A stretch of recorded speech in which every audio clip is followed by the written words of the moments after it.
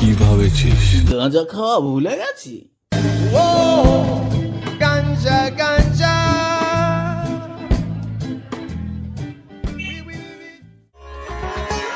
Wow, সুন্দর কি জায়গাটা, একটা ছবি তুলে দিতে বলি। ওই তো, ওকেই বলি। এক্সকিউজ মি, বলছি আমার একটা ছবি তুলে দেবেন প্লিজ? নিশ্চয়। আচ্ছা দাঁড়ান, ক্যামেরাটা অন করে দিই। এ নিন। আসলে এই জায়গাটা সুন্দর তো, তাই মনে হলো একটা ছবি তুলি। নিন।